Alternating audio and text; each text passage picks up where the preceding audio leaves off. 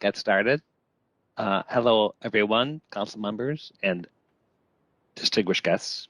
Good to see you all. It is December 1st, believe it or not, 2021, and this is the Metropolitan Council Committee of the Whole. And just as a reminder, this is a virtual meeting, and we're doing that under the auspices of Minnesota Statute Section 13D.021. And if members of the public would like make any comments or questions, please feel free to email us at public.info@metc.state.mn.us. Good to see you all. It's a beautiful day in Minnesota. It's going to be dark in about 20 minutes, so settle in, and we'll start the meeting by taking a roll call. And Bridget, is that you? It is me. Can you hear me? Yes. All right. Councilmember Barber. Here. Chambliss. Here. Cummings. Here. Ferguson. Here. Gonzalez. Here. Johnson. Johnson. Here. Lee. Oh, thank you. Here. Lilligren. Here. Lindstrom. Here. Muse. Here. Sterner. Here. Vento. Here. Wolf. Here. Zarin. Present. Chair Zelli. I'm here, and we have a quorum. And now the next item is approval of the agenda. We don't need a vote unless somebody would like to make a correction or an addition. There's a couple of interesting and timely information items for tonight, and then some business that is timely that we need to pass. So if there's not any objection, we'll move on to the approval of the minutes from November 17th, 2021 that were sent out in advance. Is there a motion on a second to approve those minutes? Chair, Council Member Chambliss moves approval of the minutes. Thank you, Council Member. Is there a second? Johnson seconds. Thanks, Judy. Any discussion? If not, Bridget, please call the roll. Councilmember Barber. Aye. Chambliss. Aye. Cummings. Aye. Ferguson. Aye. Gonzalez. Aye. Johnson. Aye. Lee. Aye. Lilligren. Aye. Lindstrom. Aye. Muse. Aye. Sterner. Aye. Vento. Aye. Wolf. Aye. Zarin. Aye. Chair Zelli. Aye. The minutes are approved. Now on to a business item, which is a consent item, which is a series of tip amendments, which have been fully vetted. Unless anyone would like to take one out, we will consider them as a whole. Is there a motion to approve the consent agenda? Moved by Barber. Thank you, Deb. Second by Wolf. Thank you, Wendy. Any discussion? All right, Bridget, please call the roll. Councilmember Barber. Aye. Chambliss. Aye. Cummings. Aye. Ferguson. Aye. Gonzalez. Aye. Johnson. Aye. Lee. Aye. Lilligren. Aye. Lindstrom. Aye. Muse. Aye. Sterner. Aye. Vento. Aye. Wolf, Aye. Zarin, Aye. Chair Zelli. Aye. That motion is approved. Now on to the main course, which is a couple of updates. And first off, we have the Orange Line update, which is very timely because I'm planning on going to an opening on Saturday. So I hope it's going to be finished, and I suspect it is. But Charles Carlson, why don't you kick us off and introduce the team? And I think maybe this is one of your last actions as the head of BRTs, and but appropriate that you should give us this report. Great. Thank you, Mr. Chair. Can you hear me okay? Yes. Great. Well, thank you, Mr. Chair and council members. It's my pleasure to introduce this item, and I'll hand it off to excellent professionals who are implementing this really exciting improvement. So we'll also bring up the presentation now, and we'll turn it over to them. But this is an exciting week for Metro Transit and for the region. It's not, I think, the circumstances that we expected to open the Orange Line in amidst a global pandemic, but that certainly does not diminish the work. In fact, quite the opposite, quite the extra effort to complete this project and be ready to implement it on time, under budget, and despite the pandemic circumstances. At the same time, we also don't want to diminish the significance of this project for the region over the long term. This project, while it's been in development in its current phase for around 9 years, actually is implementing a decades-long vision for how this area will be better served and how we can bring transit to new areas. We're also correcting some mistakes made in highway planning 50 plus years ago. So this restoration of access, this culmination of a vision, is coming together on Saturday with the launch of the Metro Orange Line. And so tonight we'll see a quick tour of the project that Derek Burby from Metro Transit Engineering and Facilities will give us to look at the infrastructure now in place to complete this. Dave Hansen from Bus Transportation will talk about the service and the operations readiness, the training that's gone into this. And then Kelsey Stones will talk about the celebration itself and some of our efforts to promote this around the community. So on the next slide, I'll just give a quick overview. I know the council is very familiar with this project, but just as a reminder, the Orange Line runs 17 miles from Burnsville to downtown Minneapolis. And as I mentioned, really is building on a new vision for this corridor as a all-day bi-directional service that you can get to station efficiently, effectively, quickly, and comfortably across the day. So this is what's new to this corridor, building on what we've done very well for decades of bringing people into downtown in the morning and out of downtown in the afternoon. Opening for service on Saturday, and we'll talk about that. And then the project completing here with about 60% federal funding, and that's actually up from the first plan. We received this summer an additional $11 million appropriation from the federal government under the American Rescue Plan Act. There were funds appropriated by Congress to small starts projects like the Orange Line, and then FTA allocated a portion of those funds to the Orange Line itself. So the effect of this is that it will reduce the local shares of the project by that additional fund.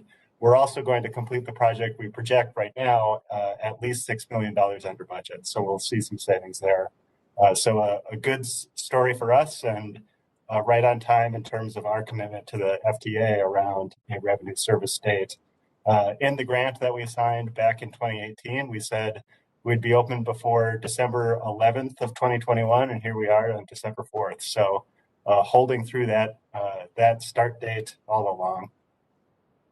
So with that, Mr. Chair, I'll actually turn it over to Derek to actually walk the council through the corridor.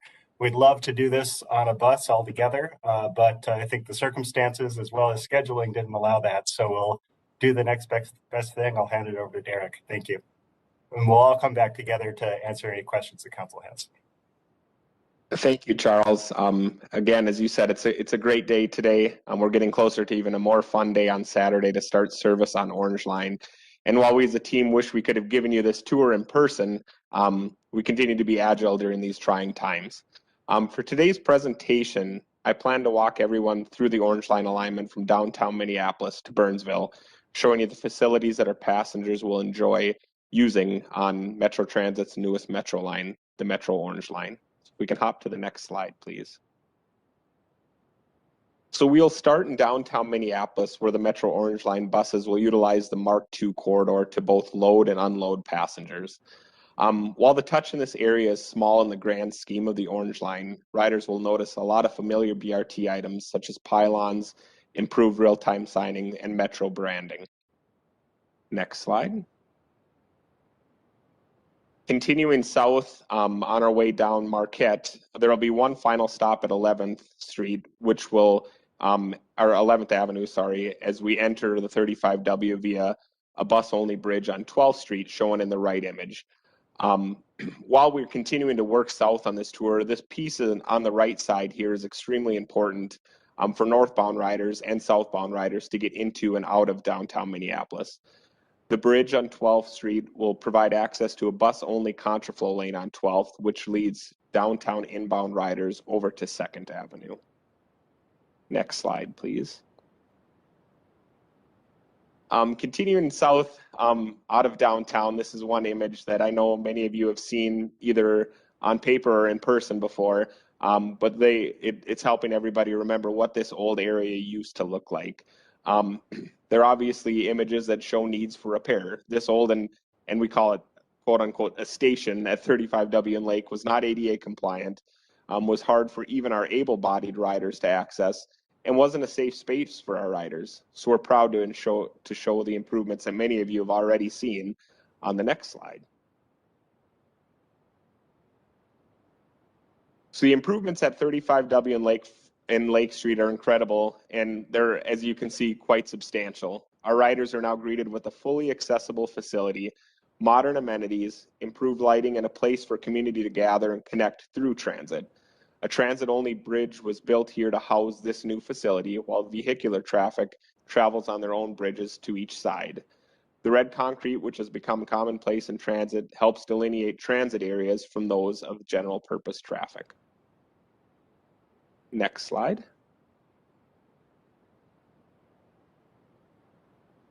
Down below the 35W level, riders are invited to a transit station in a plaza that will help connect our local routes with those express routes above. Riders will find elevators, as well as you can see on the left side, a grand staircase to bring themselves up to our upper level. The fully accessible facility has exterior pedestrian ramps, as shown on the right image, as well as stairs to get people into the building. When connecting to local routes on Lake Street, riders will be able to use the plaza space to gather and relax prior to hopping aboard a bus. This plaza is over an acre in size and boasts a connection in its northwest quadrant to the heavily utilized Greenway. Next slide, please. After we leave Lake Street and continue south, the next stop we'll make will be at I-35W and 46th Street station. This station has been there for years, but we had minor touches to this station, including new real-time signs, ticket vending machines, and other minor items that help bring this facility to Metro BRT levels. Next slide. Now, as we leave 46th Street Station and the city of Minneapolis, we head south into Richfield. The first stop in Richfield is on the ramp at 66th Street.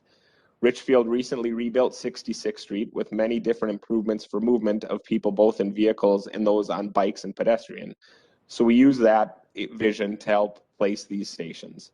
The images of these stations on this slide show both the northbound and southbound station and the Metro Orange Line. You can see real-time signs, ticket vending machines, enhanced shelters, and pylons that our riders experience while they use this new Metro line. Next slide.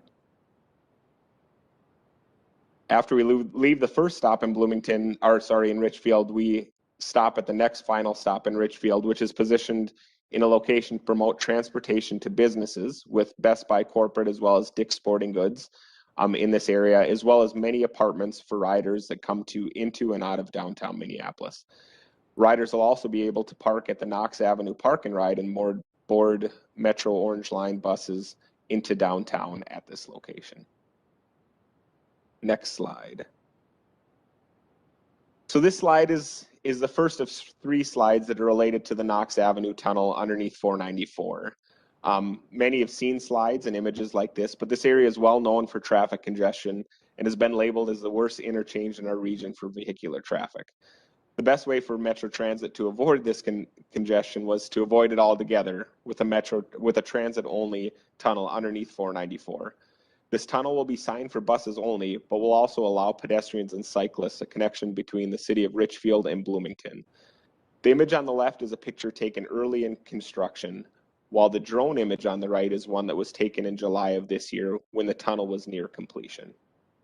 Next slide.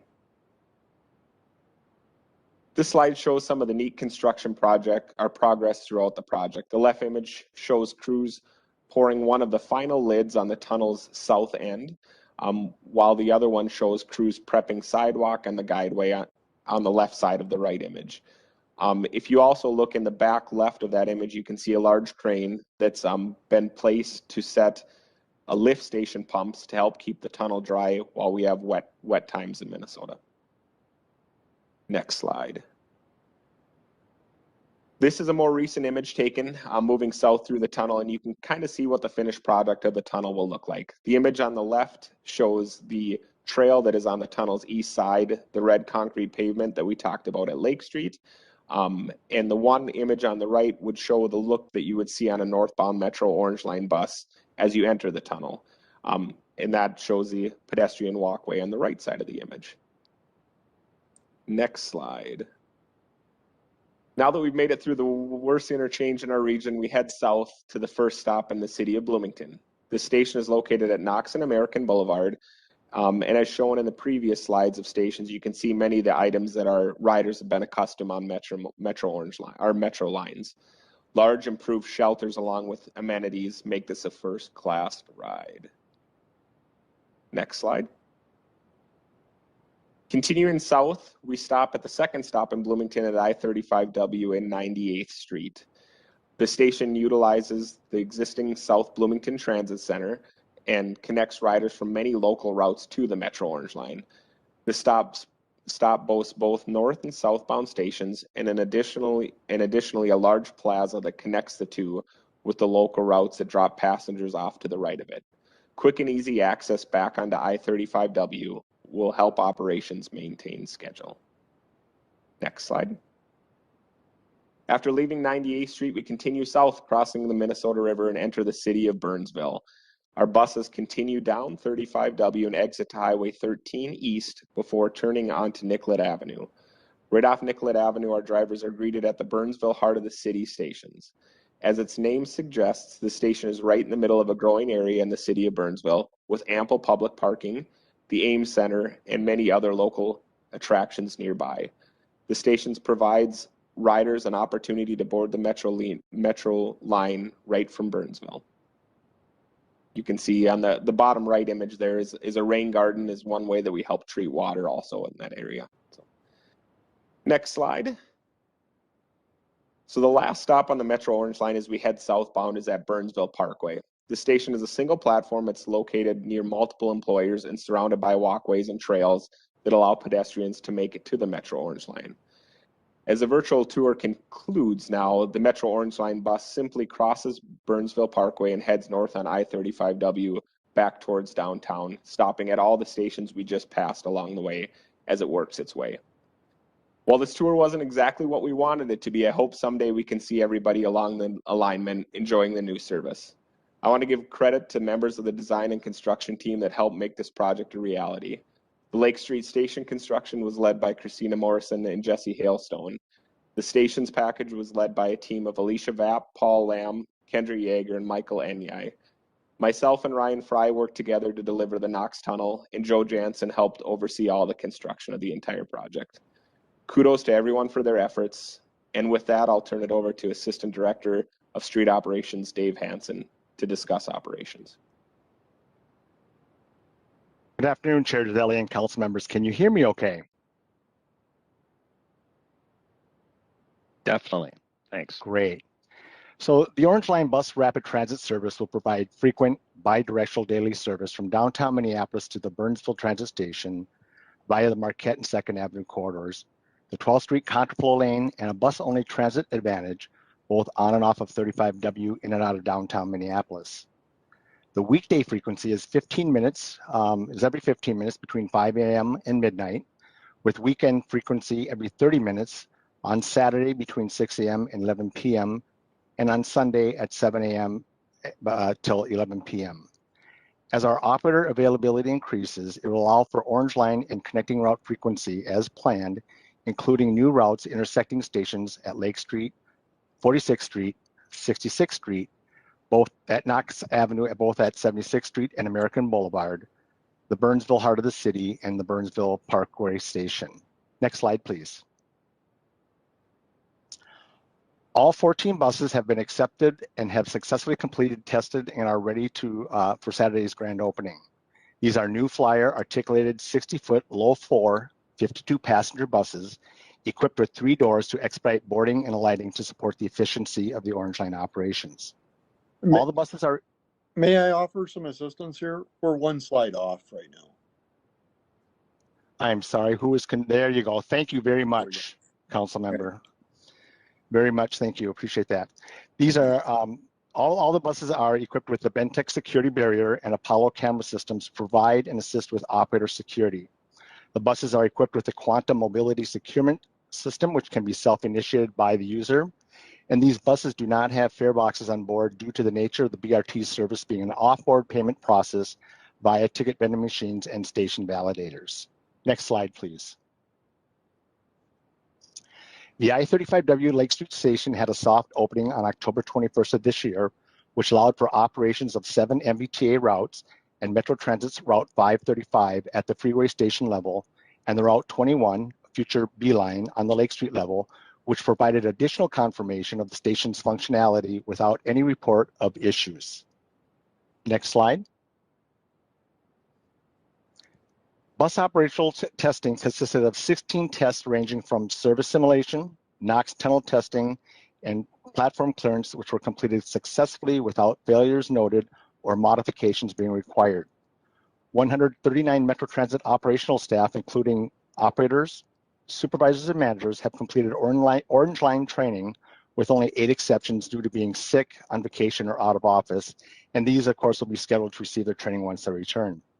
That is our operational and training update. And with that, I can pass that on to Kelsey Stones for the grand opening update. And thank you for your time.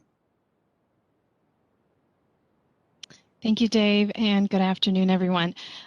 As we've heard many times, Orange Line begins service operations this Saturday on December 4th at approximately 6 a.m.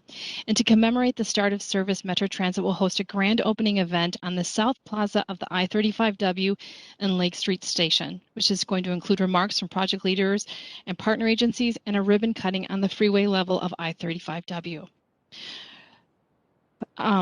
For dignitaries and guests, Metro Transit is going to host a ride on the Metro Orange Line, and it's going to travel to the south and stop at the Burnsville heart of the city station, where they will be invited to walk 2 short blocks to the Nicollet Commons Park for welcome remarks from the mayor of Burnsville, as well as have an opportunity to enjoy the pop-up event that will include info booths, entertainment, and concessions from local community businesses. This event and a similar pop-up event taking place on the North Plaza of the I-35W and Lake Street Station will run from 2 to 4 p.m. that afternoon. Rides on the Metro Orange Line will be free Saturday, December 4th through Monday, December 6th. Staff ambassadors will ride Orange Line buses and staff key bus boarding locations to assist customers with any questions they may have about the service and or connecting routes. Revenue service is going to begin on Tuesday, December 7th, and staff will once again ride buses as well as be placed at key stations to assist and answer customer questions regarding the first day fare collections for the Orange Line. Next slide, please. In an effort to promote the Metro Orange Line opening, we'll be using transit fleet advertising assets that include interior cards in our buses and trains, bus shelter advertising panels on Marquette and 2nd Avenue, and throughout the corridor where space is available, and bus side ad panels. We also have digital billboards placed within the 35W corridor. This is a unique opportunity that we have a captive audience, so we're able to get our message out to our customers along the entire corridor of 35W. It is right now currently posting a pre-opening message, and then we'll switch to a post-opening message for 2 weeks after December 4th. We have print and digital ads placed in the corridor, focused in BIPOC and community newspapers that we've been working with throughout this long journey of the project. And then we'll also utilize our social media channels and the project webpage to further enhance the promotional awareness of the Metro Orange Line opening. Next slide. I think that's where we'll take any questions that anyone might have. Great. Well, congratulations, team. This is really exciting. Any questions and comments from council members? Councilmember Barber. Thank you, Mr. Chair. No questions, just a comment and a huge shout out to this team. I'm really excited about this and the work that you guys have all done. It's for me, coming out of the South Metro, number one, having this great connection from the South Metro up to Minneapolis is really critical. I think that watching this evolve over the years and seeing it actually come to fruition is really exciting. And I really want to thank all of you for your really, really hard work. It's quite impressive. So thank you all. Great. Councilmember Cummings. Thank you, Mr. Chair. Kudos also, and reiterating what Deb said, and then I appreciate that the team also did so much conversation with the communities through which this will pass to get their input and their thoughts on the development process to make this truly a partnership and the most effective way to reach so many people. So it's much appreciated, and thank you for that. And thank you for this presentation. I'm excited for Saturday.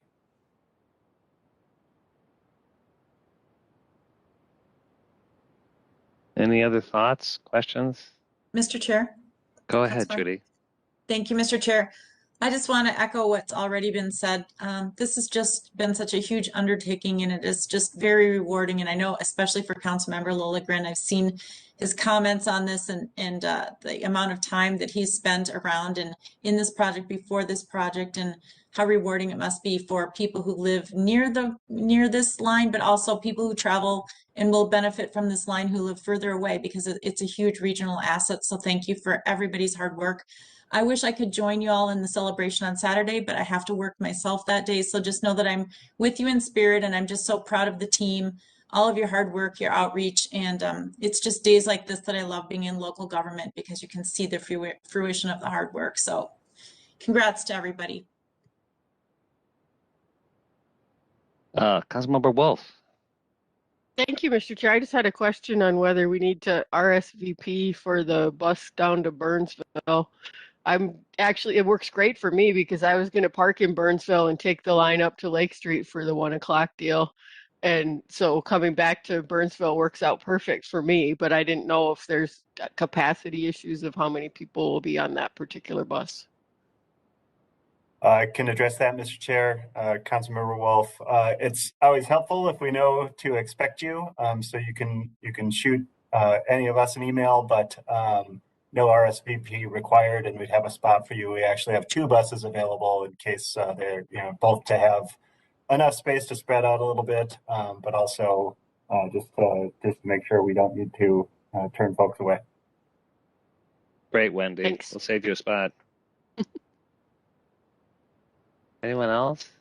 Yeah, Mr. Chair. Oh, go ahead, Robert. Yeah. Yeah, thanks. Appreciate it. And I just want to thank this team. It's an incredible accomplishment. Congratulations. Looking forward to the event on Saturday.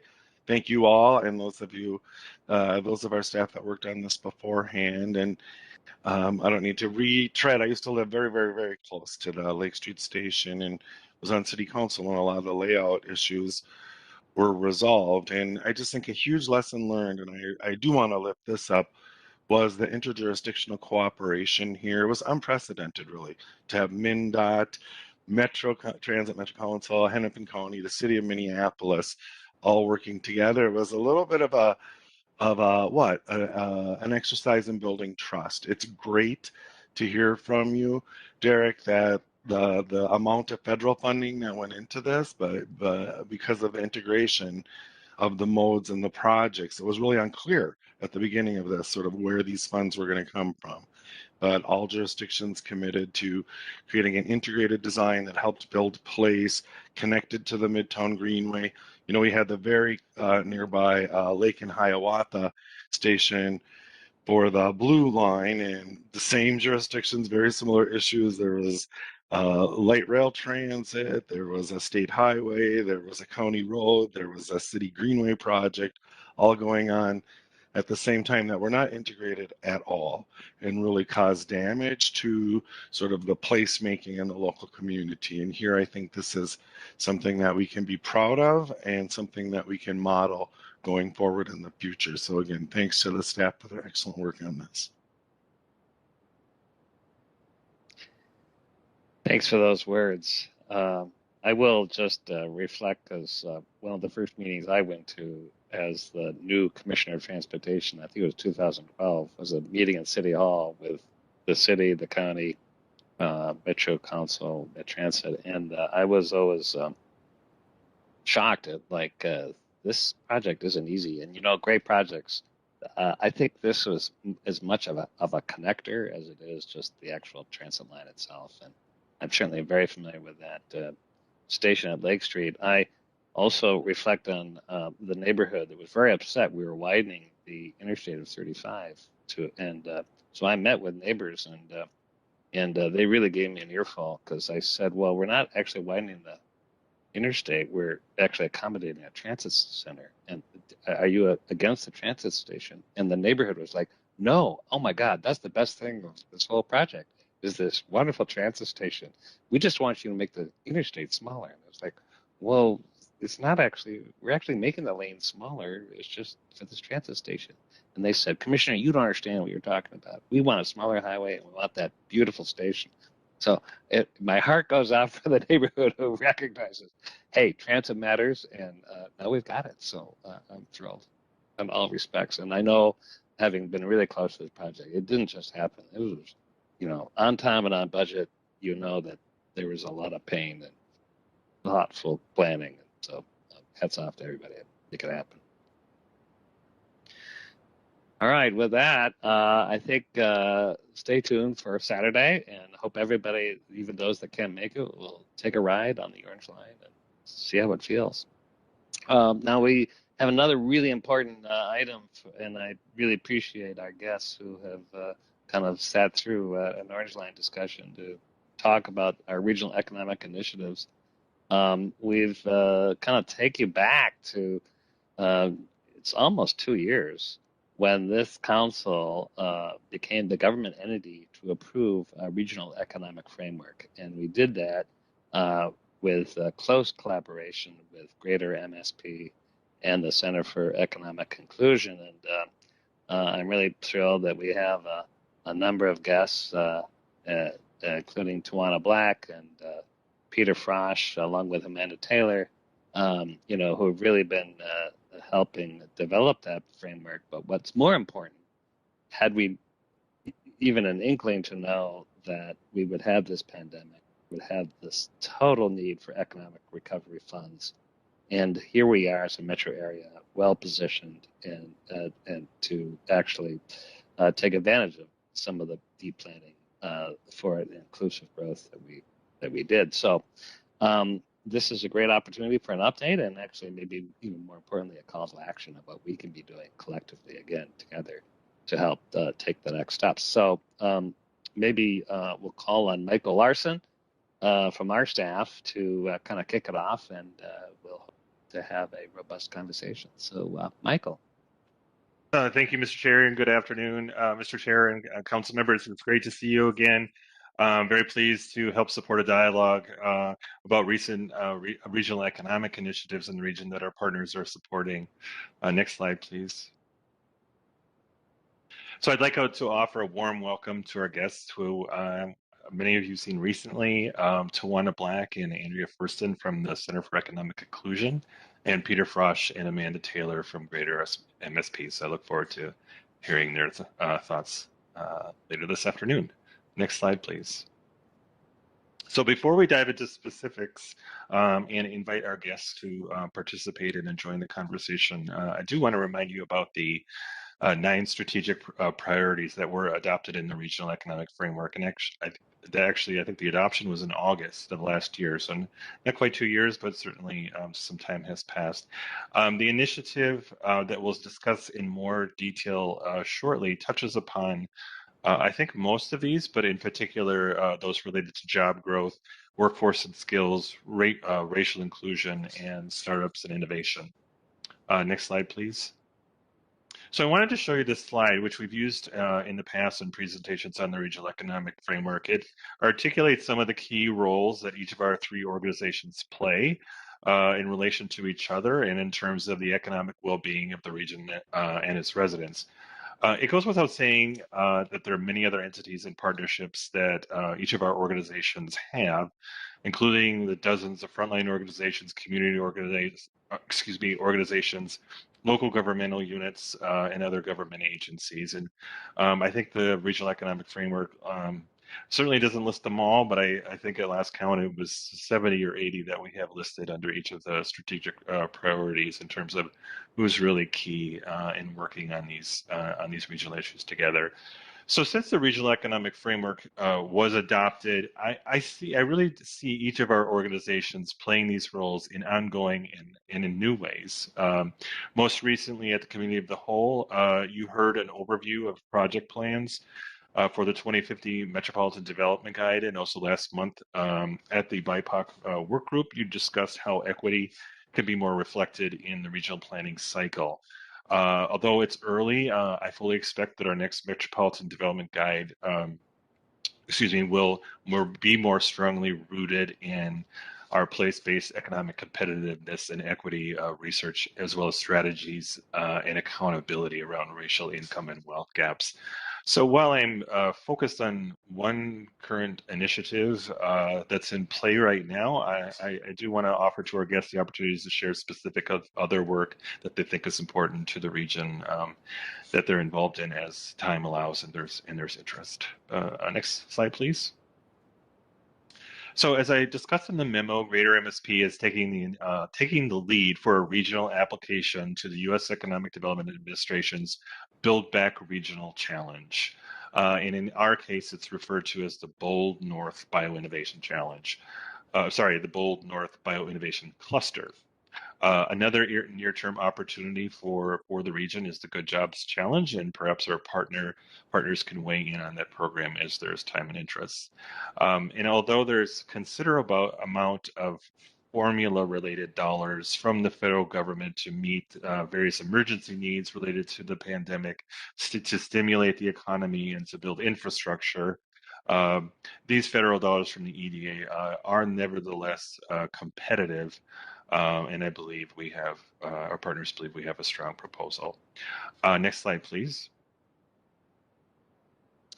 So just briefly, and as I summarized in the memo, the Bold North Bioinnovation Cluster is rooted in our region's economic competitive advantages, as well as growth potential. And those include things like health and dominance in health and agricultural field, advanced cell and gene therapy, biomanufacturing technologies, and the existence and presence of both large existing and emerging small firms. Next slide, please. So just to offer a little grist for the mill in terms of racial equity and economic discussion, I offer the vision that was included in the project narrative, which was we will create an economic ecosystem where knowledge access, opportunities, and outcomes overcome I think I may have a typo there, historic disparities and uneven COVID recovery to holistically develop talent, new ventures in our economy to build wealth and job creation for our underrepresented populations. Next slide, please. So briefly, some of the strengths that our proposal relates, that it will focus on is a place-based and regionally accessible approach. education and training, and capacity for supporting the development of new firms. The Central Corridor is a major focus of the partnership implementation projects, and I think it may be interesting to you to learn more about the thinking of that from our partners and the conversations they've had. Next slide, please. The Center for Economic Inclusion will play a key role in terms of the program's design and accountability for outcomes that relate to racial income and wealth gaps. Broadly, this will happen through access to spaces and programs as part of the initiative, recruitment and support for hiring outcomes, and developing mechanisms to ensure these outcomes. So when I'm finished, I hope Tawana and or Andrea will provide additional details about how they think this will occur and their thoughts about their participation and partnership in this. So next slide, please.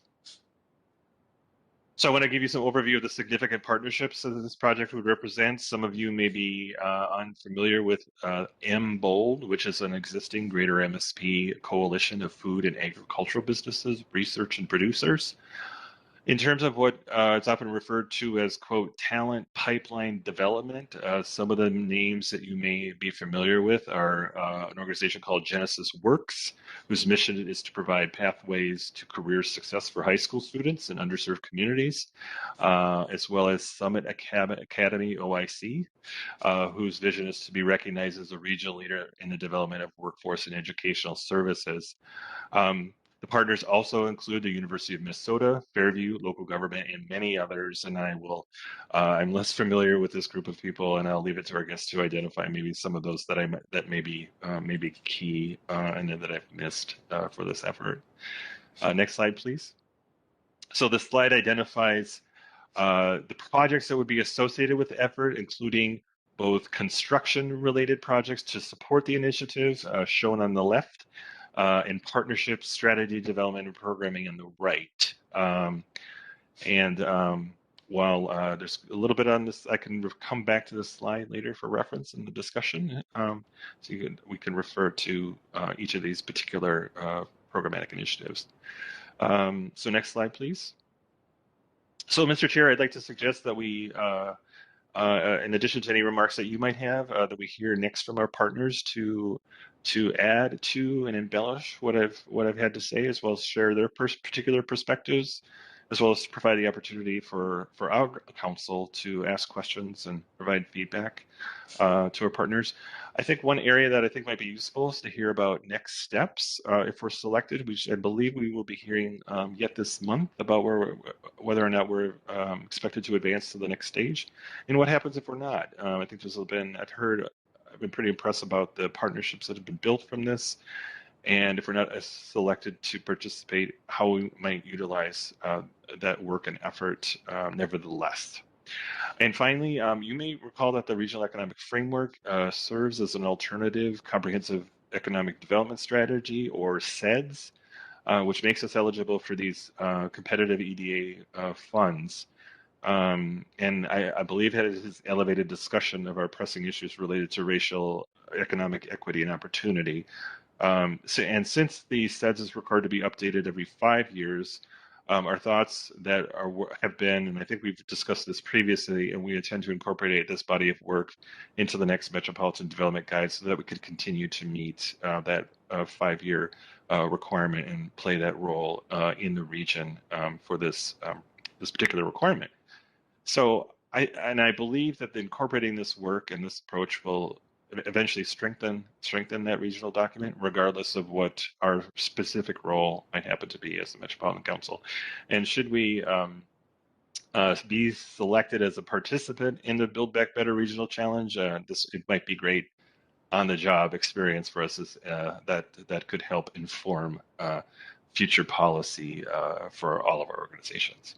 Mr. Chair, with that concludes my presentation, and I leave it to you as to engage our guests. Thank you. Yeah, thanks, Michael. That's a great PowerPoint, and I'm really looking forward to the conversation. I think I'll just underscore that this is a really, excuse the pun, bold application, but it isn't by no means does it mean it's the only one. And I think this is kind of an opportunity for us to think more carefully about how else and what other initiatives we might be able to support, both as a conduit, maybe even with our own technical assistance at that council. So, and it's great to have Tawana, and I missed Andrea first, and you're also here, Peter, and Ms. Taylor. So, Amanda, so who would like to go first? Maybe it would be great to have kind of a perspective from both CEI and Greater MSP as to this process. Yeah, well, maybe Jump I'll in, Peter. jump in. Thanks, Michael. And hello, everybody. Good evening. Congratulations on the Orange Line. It's amazing. And it was really exciting and fun to be able to see that. So maybe we'll start specific and then we can pull back. So if we've jumped into Build Back Better, frankly, I'll probably just turn over to Amanda and Andrea to talk a little bit more about that because they have the details. A lot has to do with whether or not we're selected this month for phase 2. But Amanda? Yeah. Thanks, Peter. I'll provide a little bit more on Build Back Better, and thank you, Michael, for that overview. It's a big opportunity. There's a lot of elements to it, and being able to talk through it concisely and really like cover all the areas is no small feat. So thank you for that. And I'm happy to, as well as the rest of the team that's here with Greater MSP and CEI, provide more answers to questions that you have. But I would just, share that this is one of 6 programs that US EDA has created to award what was their American Rescue Plan appropriation. So $3 billion appropriated to US EDA through the American Rescue Plan. Most of that is in competitive grants. And so you may remember last year when we were working together to build the regional economic framework, that was to qualify our region for grants like this. So the reason we are able to do this is because Met Council, took the step of adopting that regional economic framework. And so we thank you for that. This was the phase 1 application that was submitted that Michael just walked you through. It proposes 8 really exciting projects that, when implemented simultaneously, will really accelerate development of an exciting, innovative cluster for our region, an industry cluster, building on these existing assets that we have in health and medical and food and agriculture sectors. And so, we're really excited to see how these came about and to see how they complement each other. We have 4 construction projects, so new builds or renovations of buildings that are going to be spaces for innovation, and they're going to house education and training and new business creation and idea generation, and they are all located along the Green Line. These are all very purposefully transit-connected spaces, and we've been referring to this development as an innovation corridor, and truly the Green Line as an innovation corridor. And so the investment in transit and transit as an asset is what I believe is a true differentiator of our proposal to the 528 other proposals that were submitted to US EDA for this opportunity. So I'm happy to get into more details. I know Andrea can provide some more information about how we've build equity into this proposal and how that's going to be realized if we are invited to proceed to phase 2. So a couple of notes on these next steps. We're right now waiting to hear if we are to be invited to phase 2 to complete a more comprehensive application. We'll find out anytime, any day. The month of December is the time frame that we were provided from EDA. We'll then have until March 15th to complete a phase 2 application. And that means each of those component projects that you saw on one of those last slides from Michael has to complete a full application to EDA. This is no small project for each of those individual project teams. And so we'll be doing providing a lot of support to them as they work on their applications. Greater MSP will remain in a lead institution role, which means we'll be kind of crafting an overarching narrative to keep all these projects, packaged together and to hold true to that vision that was presented in the concept narrative. So a lot of collaboration still underway and will remain through as we hope to be invited to phase 2 and get to complete this opportunity. This could mean up to $100 million coming to our region to invest in these projects, to accelerate this really exciting vision of building America's most inclusive bioinnovation cluster. And so I think there'll be opportunities for Met Council to participate, certainly in phase 2 and well beyond, as we sustain this cluster over the long term. So I'll open it back up to my team members and certainly to CEI to add some more here, and we can get, respond to any more specific questions you may have about the process. So thank you. Thank you, Amanda, and thank you, Chair Zelle. If I can just step in here for a moment. Please, I was just going to suggest you give us this little kind of an equity understanding, because my understanding is, even though we're waiting to hear in December, we're as competitive as any application, in part because of the equity and social justice components that are in this program. Yes, thank you. Yeah, we appreciate this partnership, and we believe it brings our strengths together in ways that are really critical for our region. And so as the centers really come to the table with greater MSP in this work, it's really about centering racial equity and doing that by really looking at what are those key metrics that we are driving towards, and how do we ensure that we're being intentional about who we need to see these results for on behalf of the larger community. And so it's only when we begin to have that level of focus that we begin to see that priority in resources and strategy development around those key challenges that we have been dealing with in our region.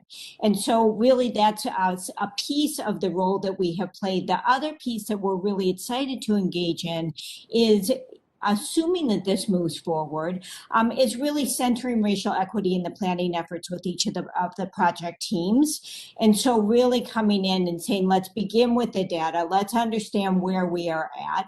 Let's look at those key metrics that we are driving towards, those results. And then from there, how do we understand what the threats and barriers, what the root causes have been that have kept us from achieving those results, so that we're able to target then our strategy development moving forward on those really change agents that are going to get us the results that we need in the region. And so this is where we can bring our anti-racist results-based facilitation to bear in these planning efforts to ensure that we have that level of focus that we need within each of those project plans and proposals that move forward. And then that we're using data in a continuous improvement manner, both within each of the projects, but across those projects as well, to ensure that we are driving for the shared results for our region. And I will turn it I'll turn it back to you, Chair Zelle, and I don't know if Tawana wants to jump in with that. I don't know, Tawana or Peter, do you want to kind of get back at a higher level? This is a great setup, Amanda and Andrew. One thing I'd say, Chair Zelle and council members, is two things I would stress, and that is one, that this really offers us an opportunity to double down on the partnership, as I think both Michael and Amanda and Peter noted before, as this is a partnership that has been going on for a few years, but that certainly we elevated last year as we created the regional economic framework and really articulated not only goals, but really drove deeper into that spirit of partnership and what it takes to take that spirit and really articulate investment and actions behind it.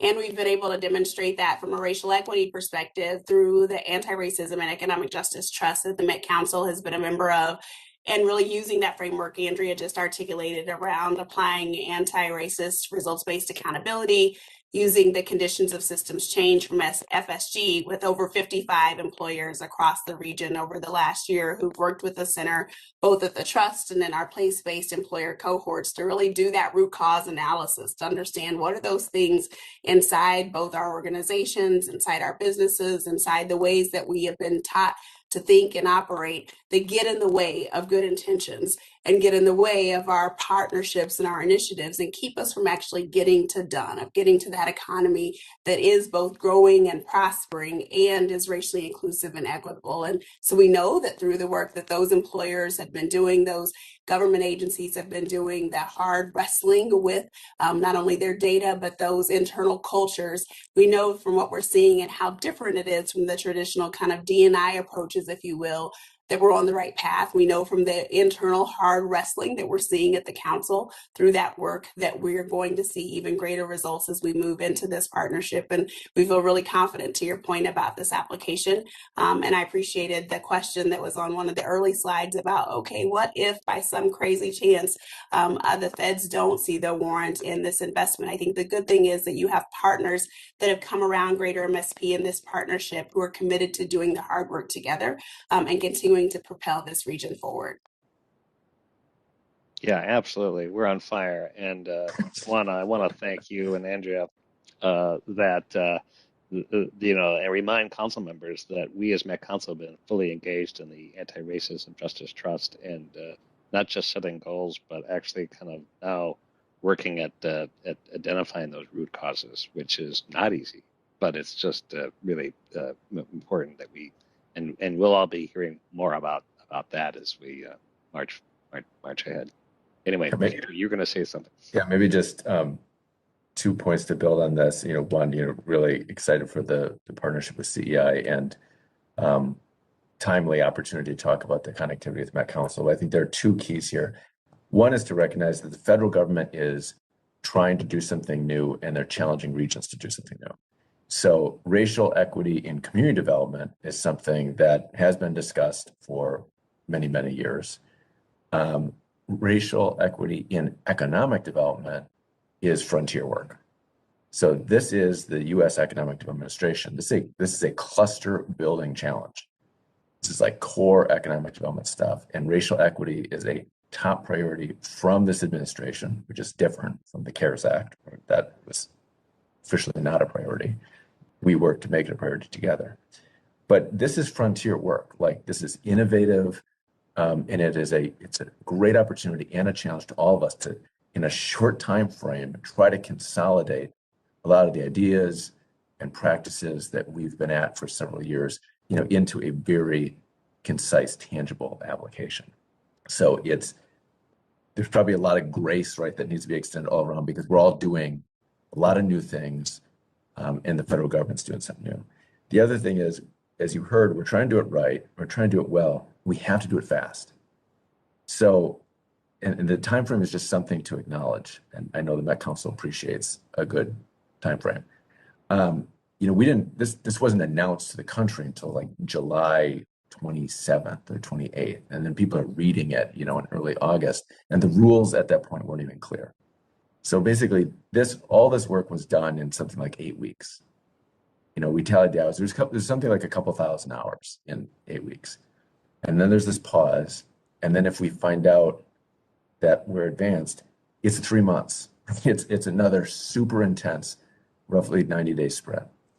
And so, that's why we learned a lot in that first phase. But a lot of communication, a lot of transparency, a lot of dialogue, and a lot of focus on trust and relationships is critical, because everything has to move really fast. And we know we don't have the time we want to do it the way we'd like to do it. It's like, this is the time we're given, and so we're going to do it as well as we can in that space. So we're writing the list down of what would happen if we find out, so we can get rolling right away. But we know that it'll be a time crunch if we have the opportunity to phase 2.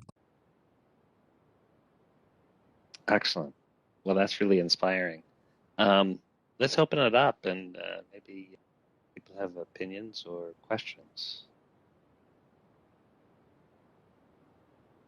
Riva. I just want to say that I'm really excited that we have moved from this economic framework to the Anti-Racism Economic Justice Trust, and congratulations on making it through phase 1. I'm very hopeful that we are poised to be successful to get to and make it through phase 2. And I'm very happy about being a participant in this next phase. So good work. I remember when Greater MSP did their partnership introduction, and I attended that with another council member, and glad to see where we are today.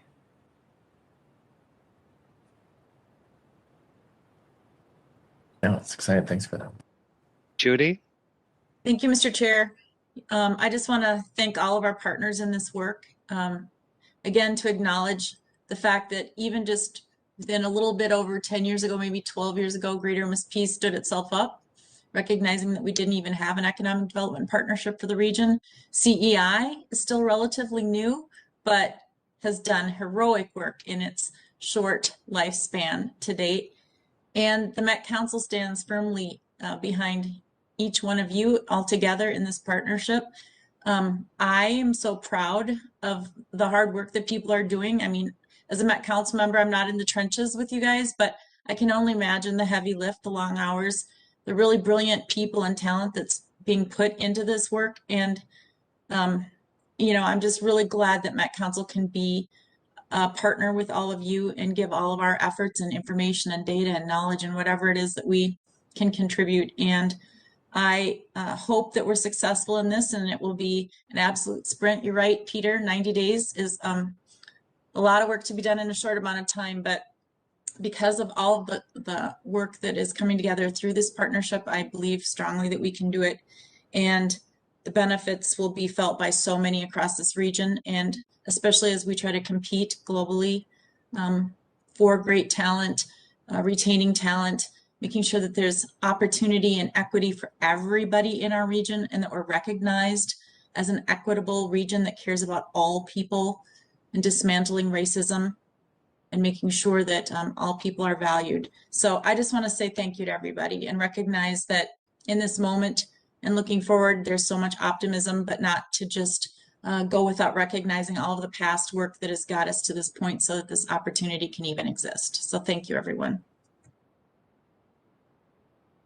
Thanks, Judy. Molly. Thank you, Mr. Chair. This is really exciting to hear it come to fruition in such a short period of time from, you know, just a matter of months ago is really amazing. It's very exciting. I guess what I'm wondering, I think I have every confidence that the project will advance into phase 2. And then I'm wondering beyond phase 2, or when you're in phase 2, what happens next globally? What's kind of the big picture here? Okay, I'll let Amanda answer that. I feel like I need to manage expectations a little bit. So 529 applications were submitted. They said the federal government said 50 to 60 applications to get through, so like a little over 10%. And then they were saying they'd award 20 to 30 national grants. So that's something like 5-ish%. So we are confident. We have a great proposal in, but even if we don't make it to phase 2, we need to keep talking about this bioinnovation opportunity because it's still a great idea. But Amanda, maybe on some of the specifics. We have high expectations, so you've reset it perfect. Yeah. I'm ready for phase 2. I'm confident, just as you, that we are going to be proceeding. And so, no, this is really exciting. I think that we have an incredibly competitive proposal here, and what will happen if we proceed to phase 2 and then we successfully are awarded this funding, we will find out by September. EDA is congressionally required to award all of their dollars by September of 2022. So we will know fairly quickly if we're going to be awarded this big award. And to Peter's point, 20 to 30 regions will be getting the big award. We will have 5 years to implement the projects that we have proposed. So that sounds like a long time, but for some of these, you know the timeline it takes for some of these bigger infrastructure projects. It's gonna take a lot of effort to continue this, and part of the funding is to fund staff to do this work. So we hope we'll have some more capacity, not only at Greater MSP, but of course all these project teams that have to implement their projects independently and then working collectively together. So it will be a major lift. It will bring incredible attention and recognition of Minneapolis-St. Paul as a bioinnovation hub nationally and quite frankly globally. I think there's incredible opportunity for us to really focus on that kind of brand and image and recognition of our region and quite frankly the state of Minnesota as an innovation hub. And it's going to bring a lot of attention, a lot of new interest in our region. So I think there's a conversation with Met Council around how we as a region can be a competitive location for bioinnovation companies. I mean, I think there's land use implications, there's workforce implications. There's lots of conversations we can continue to have over the long term here about how we can truly be a globally recognized center of this type of activity. Chair Zelle? Yes. If I could, I appreciate Please. that. I also think there's this tremendous opportunity, and I know Peter recognized Amanda and Andrea, but we both just have to give them so much credit in their partnership with Michael on this. They've just worked more than I could even begin to imagine on this, and so hats off. And Amanda, I know Home Life 2 is even busy, so just hats off for the speed of work on this. But I think too, one of the things that we have as a principle at the center is when we take on the work of assembling regional partners to go after something national, is that we will do it, kind of whether we get it or not. And I think one of the things we've all been engaged in looking at how to leverage the federal ARP dollars that are flowing into our state. And now we've got significant dollars coming in from an infrastructure perspective.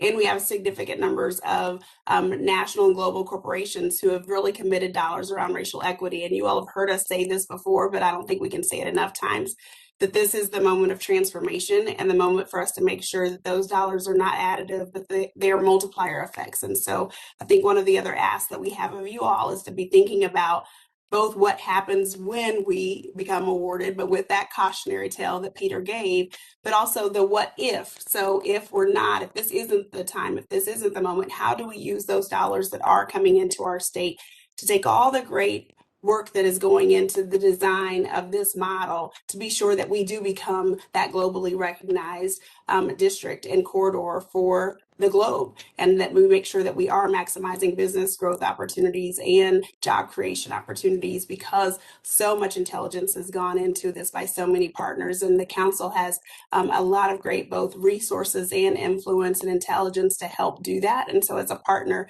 to help us start thinking about the investments that can flow and the policies that can flow over the next 5 years using the council's influences and levers will be a great value add.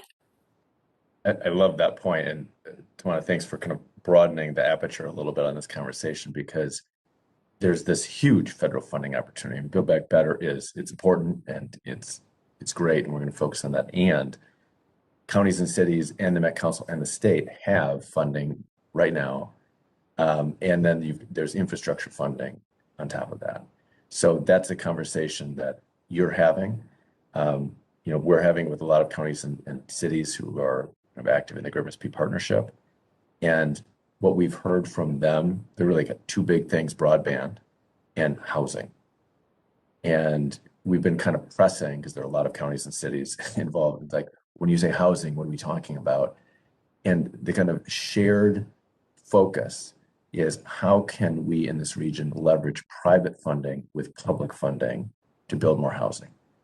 More homes, more market rate apartments, more affordable housing. And I know that's a priority for the Met Council.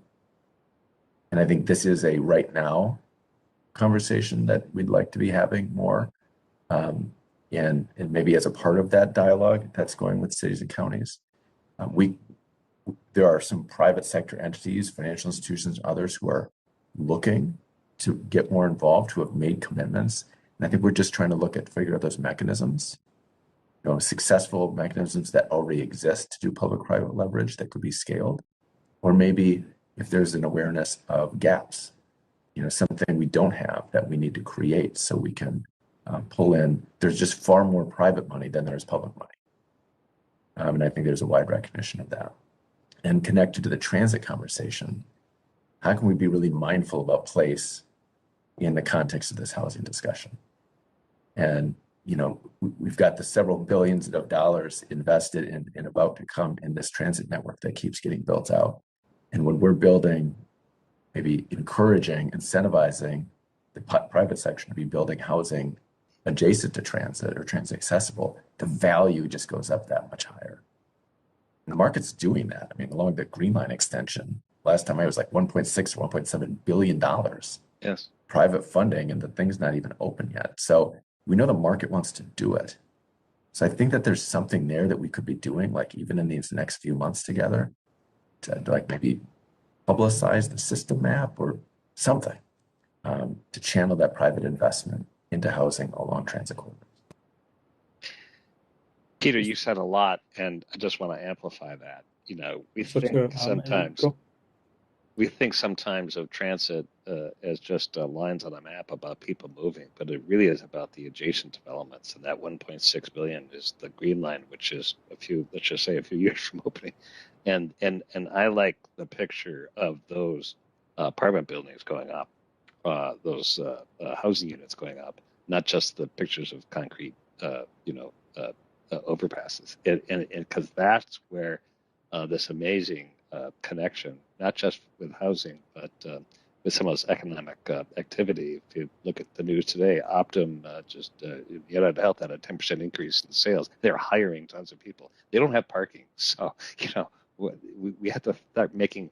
And I think Met Council, that's on us to start making those connections in the sweet spots of what we care about, which includes housing, climate, equity,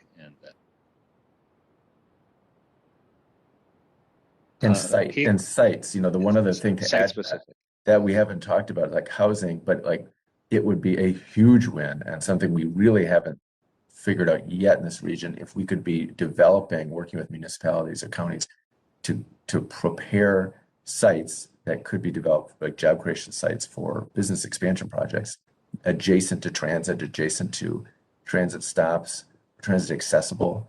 Because if you can live near transit, use it, and get to your job, now we're really going to the next level. And that goes to bottom line for families about not having to own a car and predictability and all kinds of other things. So I think we'd also like to put that site conversation on the table because we're getting a little thin on sites in the region. And make a footnote in your brain, because you've described that in the past, but I engaged in a conversation with some University of Minnesota folks doing more robust mapping along with David Huff at Hennepin County. I think this idea of actually getting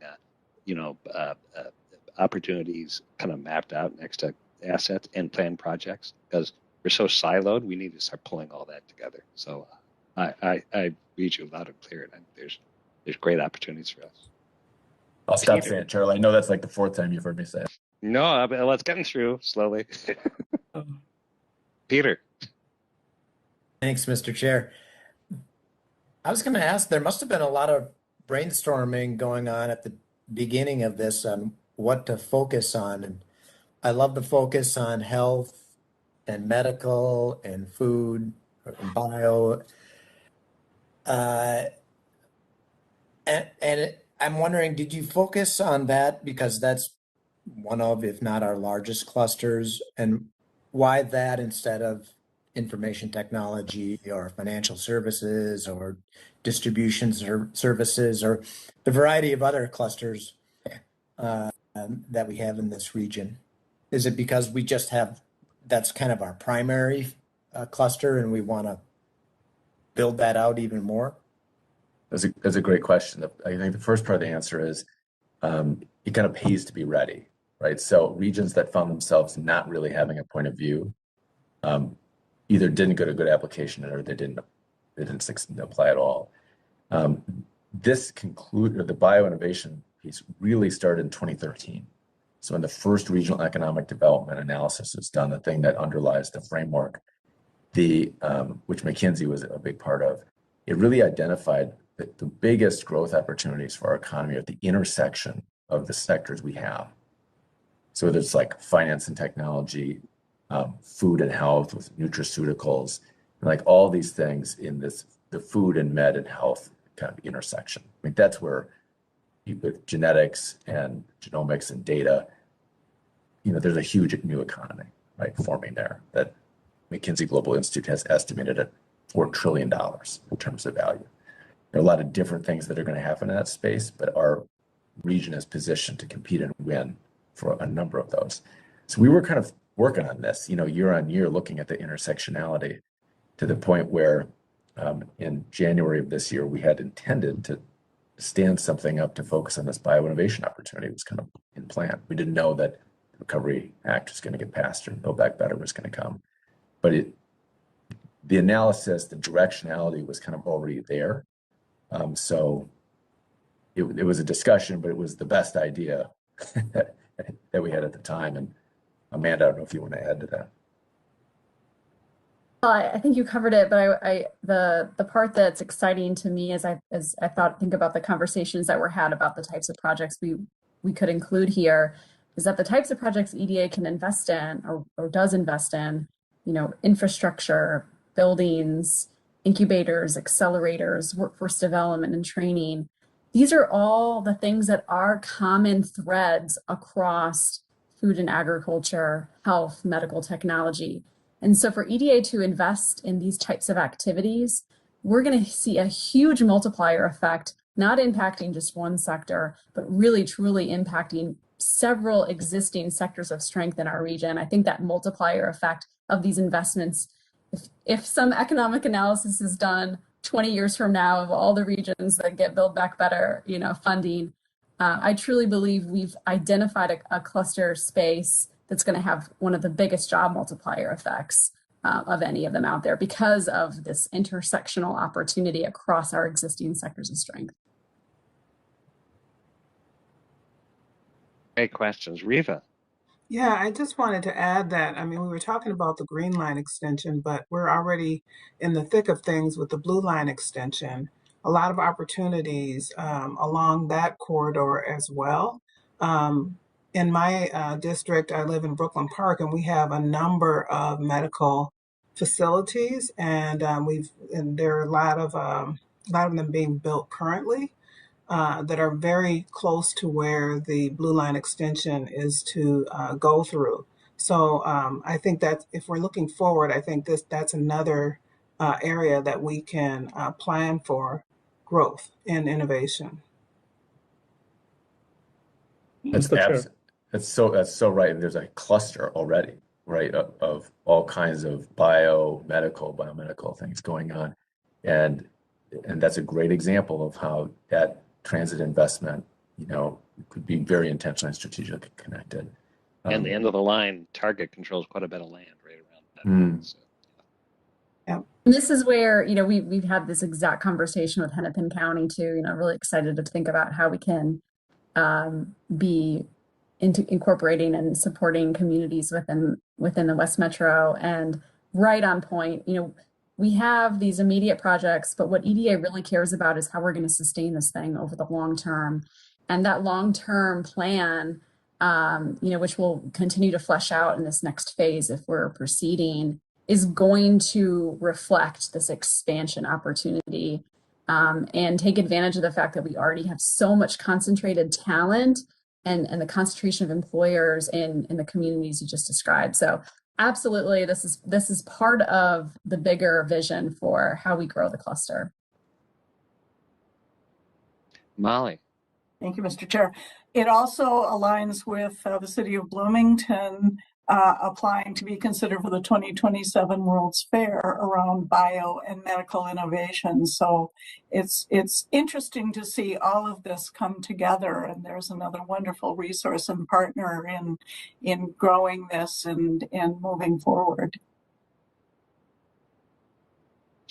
Great point. Judy? Just briefly, Mr. Chair, all of this is great. And I also want to mention that for my district, the northwest part of the region and other suburban districts, suburban edge districts, this is really important too, because we've got jobs, really good jobs in these clusters and beyond where help is desperately needed. So working to connect people who want good paying jobs to the outer edges of the region is also very important. So we are all tied together. If the core is doing well, the suburbs are doing well. And if the suburbs are doing well, the exurbs are doing well. We all know we're in this together. But this is very exciting too for those of us who might not be aligned right now with the green line or with the blue line. Some of our districts don't touch that, but we know that Some of our other work around transit and transportation are definitely going to impact us in a positive way in the future when it comes to economic development, community development, and making sure that those plans that might be 20 or 30 years out there will still align affordable housing, good paying jobs with transit and transportation options that we might not even see as lines on a map right now. And to the points that were made earlier, and Charlie's heard me say this too, when we, we're very map oriented at the Met Council, but, I'm really advocating for, the layers that we can put on top of our transit map that then shows where the housing is coming in play, and then shows where the job development is starting to show up, so that we can see how it's all integrated together, and then use the data that we have so that we can see how people across all economic spectrums and across all races are doing within those areas that are seeing some investment and some improvements. So I think it's great work. And if we didn't have Greater MSP and we didn't have Center for Economic Inclusion with us in this work, I think we could be very insular sometimes in what we're doing and not see the bigger picture. So again, just very excited about this, very excited about the immediacy of it, but also that long vision where the entire region is really going to benefit in a big way. And just to give, to that point about the long term, Met Council does something today and then something else happens 20 years later. Those dots need to be connected, right? So you all understand the impact of what you're doing. And one example, there was a really exciting kind of deal win this year with a German company called SICK AG, just like, the German founder's name was SICK. But it was a nationally competed project that is worth 1,000 really good jobs. And it's a headquarters, R&D, and manufacturing, like North American center. And the site that was selected, you may have seen this in the paper, is like right on 494, directly across from the airport, kind of right in that Bloomington loop. And one of the reasons that that site won, and it just made a ton of sense for SICK to go there, is because of the light rail and the infrastructure, and then what developed around the infrastructure. That there is a community there, there are amenities there. It wasn't just a barren site. There was something for those employees to get to. And we didn't offer the same incentives as Texas did in that project, but a lot of different partners did a lot of great things. But the Met Council and Hennepin County did some really important things a couple decades ago that led to the creation of 1,000 amazing jobs. And it's sensor technology. So it's like, that's the automation space. So those are kind of cutting edge jobs. So the work you're doing makes a big impact. Mr. Great Chair, story. Thank you, Peter. this is Councilmember Musa. Can I go? Oh, yeah, please, Abdi. Thank you. As you know, as a multicultural person who travels from time to time, I'm, excited about the possibility of positioning the region globally to attract more tourism dollars, education dollars, and attract global talent, but also maximizing our healthcare tourism dollars. I all the time hear my friends who travel to America going to Chicago and New York. So I think I always, preach about, have you heard about Minnesota? Please come to our region. So I think we're already global region, and we have what it takes to be globally known. But I think we need more work in do more work in promoting the region globally, and really positioning ourselves and bragging about our region. And I think sometimes we are not good in Minnesota about bragging all the good things that we have here that can really bring a lot of resources, both in terms of talent and money, to the region. Abdi, that's a great point. And Peter, you could speak briefly about the trade mission to London, but also Abdi, you've been in Africa, you've traveled. We're all ambassadors, so great point. This is a global economy, and we should be attracting global business. But yeah, you said it. We were in a delegation of 50 or 60 Minnesotans in London and Helsinki this month, and we were told consistently by everybody the first group of Americans they'd seen in 2 years. So it pays to be first. And there was just a tremendous amount of interest because the bottom line is these companies are looking to get access to the U.S. market. They just want to be somewhere where they can be successful. And if that's Boston or if that's Minneapolis, St. Paul, or that's LA, they're kind of open to the discussion. And it was a compelling case. We were there, with Mayo and others. But, there are companies that will be opening here as a result of that trip. And I love that point. And I think it's really important that we hold that kind of global focus and kind of keep it in the forefront, because obviously it's so easy to be focused on, right here, right now, but that's where the scale opportunity is. And we're going to do our part to get out there and sell Minneapolis, St. Paul, Minnesota.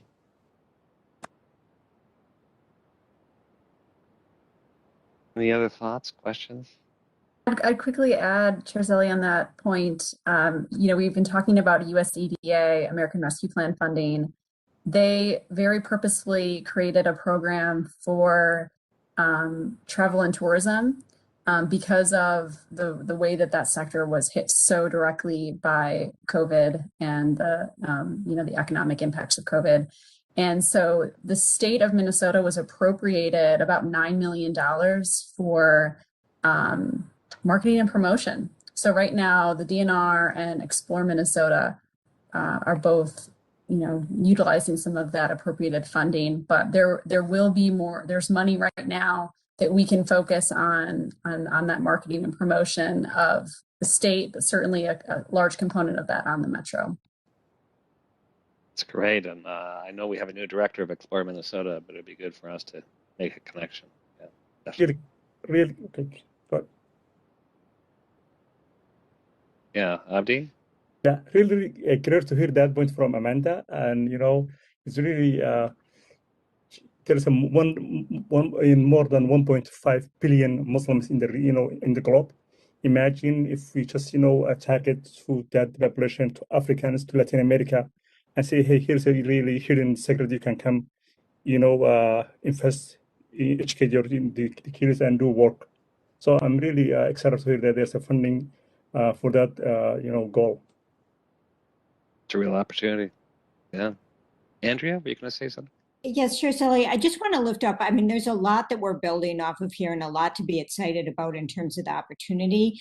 But I would be remiss if I didn't also lift up that this challenge is more than just about money in terms of the solution. And that particularly as we talk about the supply chains, as we talk about the business development that needs to happen. And when we are doing that with intention around Black and Brown owned businesses, we have failed over and over. And so why is that? And so really being able to look at the solutions that we're going to need, whether that's on the lending side and how risk is assessed, whether that's the venture capital dollars that we will need to grow, not just for this, but for moving forward long-term in our region, and how and where we are investing those, whether that's around the technical assistance that we need and the changes in our procurement policies and practices. And so want to lift up that as we think about this partnership, how we come together, and that's not just around sort of the dollars and the investments, which of course is something to be excited about,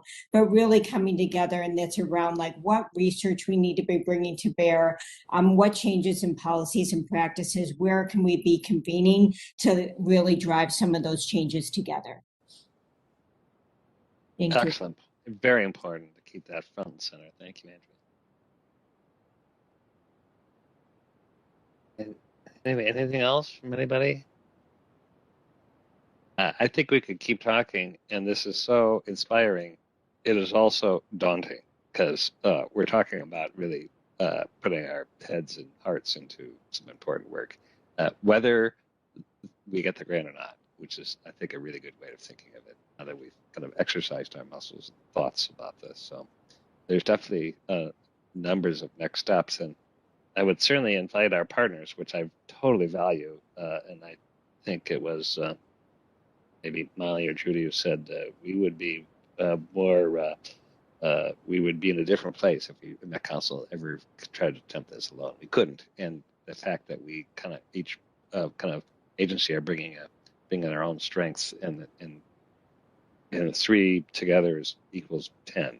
We can kind of bring out our best selves and be more focused. And so we will keep our fingers crossed December, but knowing that either way we've got our work cut out for us. And as I understand it, again, I'll come back to this. We have additional U.S. EDA opportunities that we should continue to pursue. Get the word out that those are limited dollars one time that we could have some access, and it could be stimulating in a number of different areas. So lots to do. Chair Zelle, if I may just quickly on that note, there are, like you mentioned, there are 5 other EDA programs, and we have communities and partners across the region who are working right now on applications to EDA for different projects. So while Build Back Better is the big shiny one, there are a lot of important projects across the region that right now are working towards application to EDA. So Greater MSP, CEI, Met Council, we've all been, generating some buzz around this opportunity, and there's certainly some that are really exciting that are well positioned to be competitive. So I just wanted to call that out. Definitely, thank you. Yes. All right, well, it's truly nighttime now, and we've really talked through some, this is, I get so inspired, and this is what I think about council, this is why we're here for, so in connecting dots for human lives, and it really is visionary.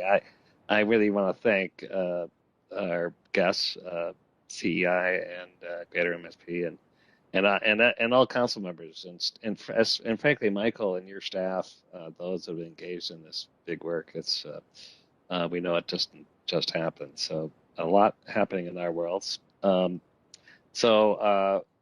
With that, does anybody else have anything they're just burning that they need to say?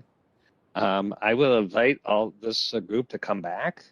We wish you the best of luck. I know I will see you, but I know other council members will want to talk about this in the future, and definitely short timelines, urgencies. That's not a government strength generally, but we know that we have to scramble to make things happen. So we're willing to do that. All right, have a great evening, everybody. And if I don't see some of you, have a happy holidays. And Met Council, we're meeting next week, so we got a lot of work to do for the end of the year. So don't let anybody leave town. Good to see you all, and we'll see you soon. This meeting is adjourned. Good night. Goodbye. Bye-bye. Thanks.